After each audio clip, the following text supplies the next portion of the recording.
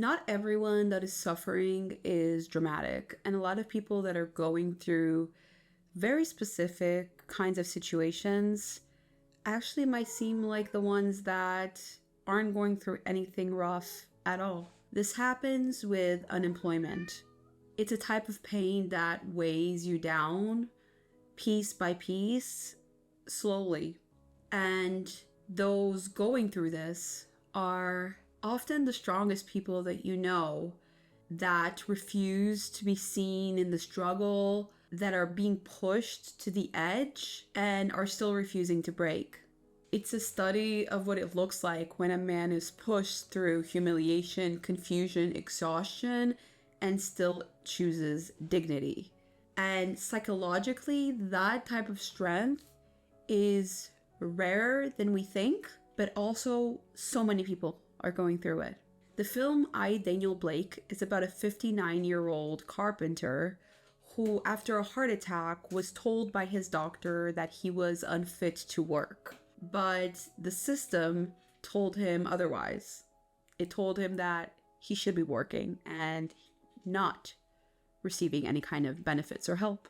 That contradiction becomes his entire reality, and the story follows him while he goes through a bureaucratic battle that seems never ending, and meets people along the way that are going through similar situations, although in different age ranges, and those who have absolutely no empathy for what he is going through.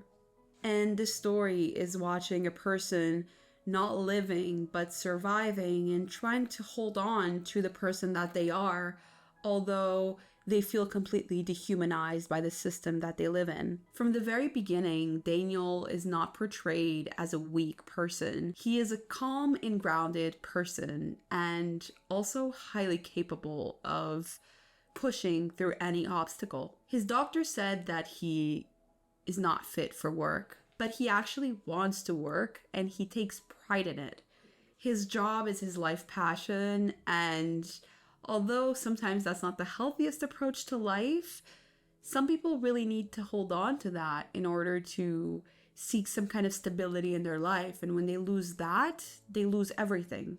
And this is a person that has showed time and time again that they are competent, that they're dedicated, that they want to contribute to society, and yet society keeps shutting the door to him. He is the perfect example of the frustration and the pain that a person feels when they are constantly doing everything right and still being treated like they are doing everything wrong. And one of the earliest moments that captures this feeling is the beginning of the film, when he does the work capability assessment. He sits there answering questions that reduce his entire existence to checkboxes. And if you have ever been through anything like this, you know how that feels. Can you lift your arm? Can you walk a certain distance? At one point, he even says, "I'm not a scrounger. I have worked all my life." And you can feel that. He's not a person that is looking for sympathy. He just wants to be seen. He wants to be seen by the system, and not because he wants to leash off the system. He wants to work. He wants an opportunity.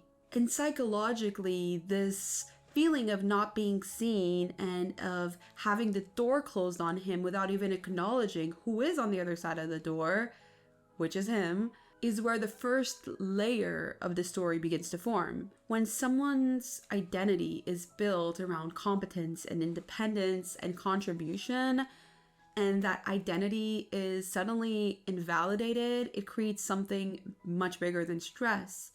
It creates disorientation.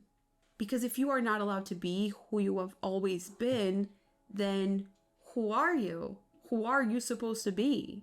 Daniel spends his journey seeking to answer that question. He complies to the rules and he keeps calling the phone numbers and reaching out to the people in order to get the checklists and do everything right so he can finally be employed. And then we reach one of the most frustrating patterns that happens in life and is very well portrayed in the film: the bureaucracy of the phone calls. the repetition and the endless waiting and that really annoying music looping nonstop for sometimes what it feels like hours or days even. The whole thing of being transferred and dismissed and just bounced around like a ping pong with absolutely no direction. On the outside looking in, one might think it's just a frustrating phone call or a loop of phone calls, but in reality, what happens here is chronic stress suddenly being shaped and built and basically ingrained into somebody's spirit. This kind of chronic stress is something that is not very often talked about, but it is the struggle of many people who are unemployed. It's living with unpredictability and lack of control. People often say, if you don't want stress, focus on the things you can control. But what happens when pretty much every element of your life becomes out of your control? This kind of chronic stress is what's often associated with anxiety disorders, emotional exhaustion, and eventually something known as learned helplessness, which is basically desensitization. It's when a person stops believing that their actions will make a change, so they just end up giving up more often than not. But Daniel is a persistent person, and like many people out there, he doesn't get there immediately into this kind of, I'm gonna give up on everything right now. He keeps trying, and that's where strength becomes visible, is when all the doors keep shutting and the person keeps trying. There's a scene where he is looking for work and just walking around with his resume, and he is told that he must apply online. He's right there in person trying to apply for a position, and he's told, we don't need you here in person. Go home, go online, and apply there. But the thing is, Daniel is 59 years old, and he doesn't know how to use a computer. And the person listening to him doesn't try to help in any meaningful way. They just repeat the requirement that they must apply online. That's it. And Daniel doesn't give up there. He could just give up and apply for benefits, but he doesn't. He goes to a computer and he tries to learn. He sits in front of the computer and he clicks around and tries to understand something that no one even took the time to explain to him properly. And so instead of giving up, he actually begins to learn. Very awkwardly, of course, as you can imagine, a person that did not grow up in the generation where using technology was second nature, or first nature actually. But this small moment of a person trying their best and not giving up shows a lot about their character. It shows resilience, and resilience is effort despite discomfort. That is what Daniel exhibits. And then Katie enters the story. She is a young mother who has been relocated far from her home, trying to take care of her children with almost nothing under her name. And this relationship of Katie with Daniel is one of the most important parts of the film. It is extremely meaningful because it is not a relationship that is romanticized at all, and it represents something even more special, a relationship between two humans that are in similar situations, that come from different backgrounds, that come from different generations, and still have a same struggle and join forces and become even more human in their struggle. Daniel becomes protective and supportive and almost fatherly, really, and he doesn't do it with ulterior motives. He just wants to feel useful. He just wants to feel seen. He fixes things in her house. He helps wherever he can, and he listens to her. And the standout here of this portrayal is how natural it feels and how we can clearly see the honesty and the humanity in this man. He's not performing at all. And psychologically, this is crucial because it shows that even in the condition of personal stress, he is able to connect with people and show a protective side. which shows his protective nature, and it shows how important connecting with other human beings is, especially when going through really difficult life situations. The connection with people grounds us emotionally and deep down reminds us that we still matter, that we are not invisible. And for Daniel, this is really meaningful because outside of this friend relationship, most of his interactions with people is really dehumanizing.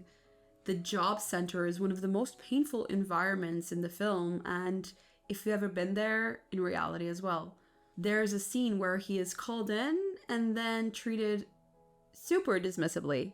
People around him are being monitored, corrected, threatened with sanctions, and at one point, Katie herself is sanctioned for being a few minutes late to the meeting, and her benefits are cut. And this leads to a really eye-opening and devastating moment, which is the food bank scene, where Katie walks in trying to stay composed and is given food, and then she opens a can and starts eating immediately because she is so hungry.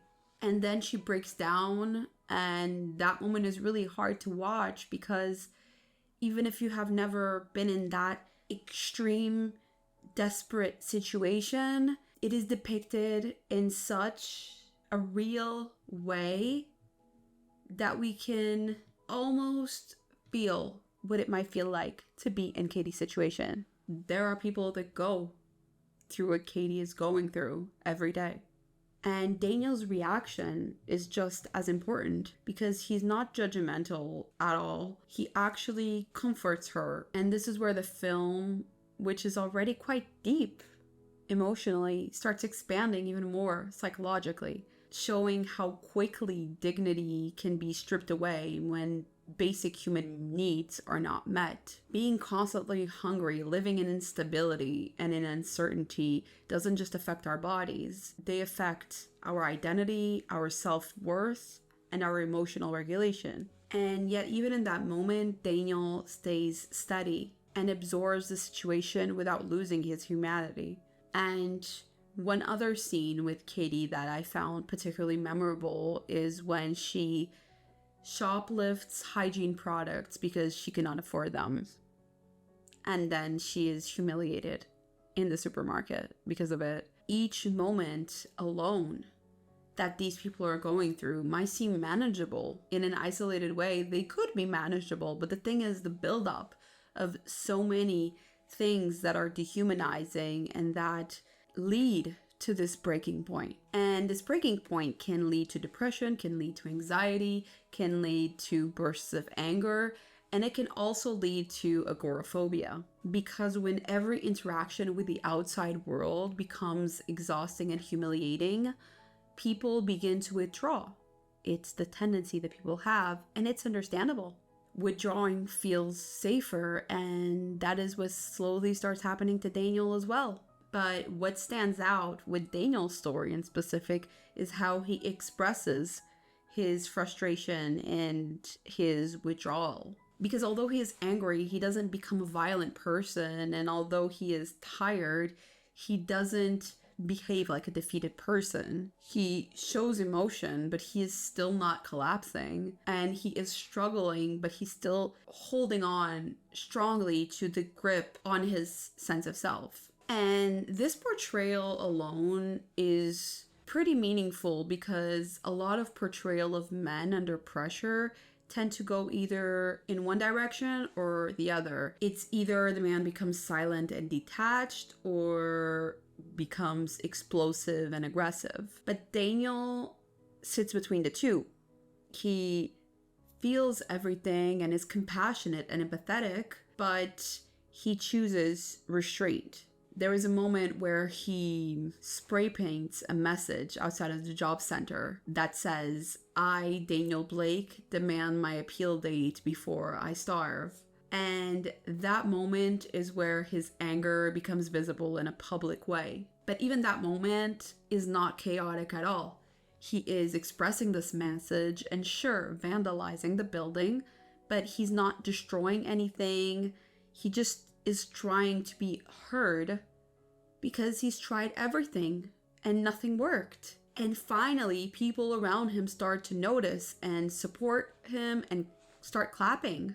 And as his story progresses, the pressure unfortunately does not ease. Although finally he is seen by more than a person or two, he is still not being fully acknowledged or guided through the struggle or to a solution.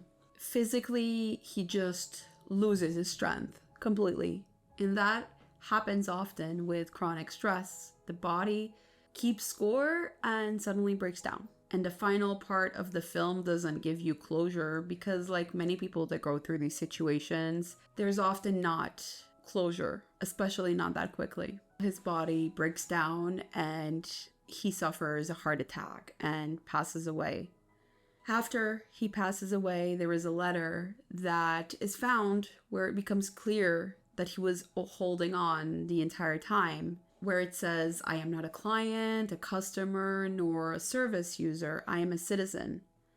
And this line is quite relevant because it doesn't point to anything political, but just identity, a human identity. It basically sums up the struggle of a man who refuses to let his humanity be reduced to a category. And that's the core of this story. It doesn't end well, but hopefully it's a lesson. It's a tragic portrayal of a man who tried his best and his body just couldn't take it anymore. Not to the point of injury, but to the point of death.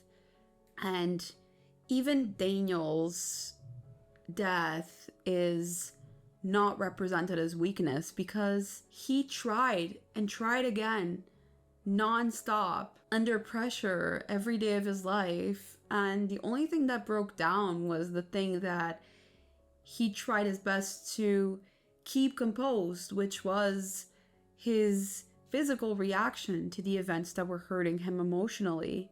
Daniel represents dignity, which psychologically is one of the hardest things for a human being to maintain when they are going through such awful circumstances in their life. And this portrayal is tragic, but it's also really beautiful because it's not asking us for a pity party or to feel sorry for anyone.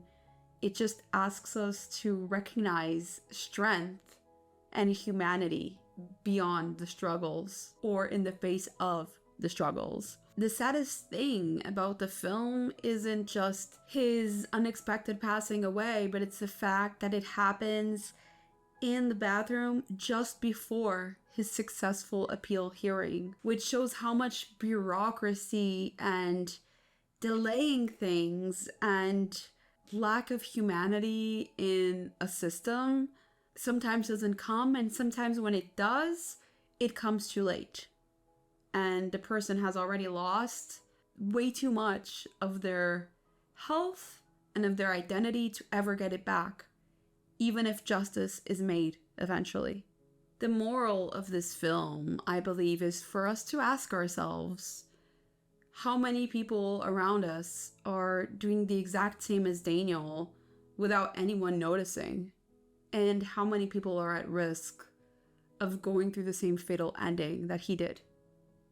It's a question to ask ourselves, especially when we are engaging in conversation with other people without knowing their personal stories, and with the ongoing stigma of unemployment and of mocking people who are unemployed. And I see this discourse a lot with the mocking of people that are unemployed as if it is always a choice, when often it is not.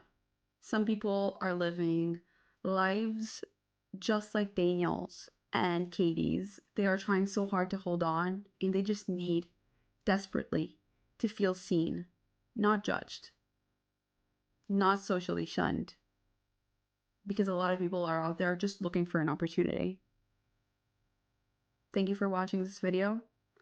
I hope that it gives you a different perspective on the whole stigma of unemployment, and I hope that if you are going through this personally yourself, that it makes you feel seen because you are not alone in this.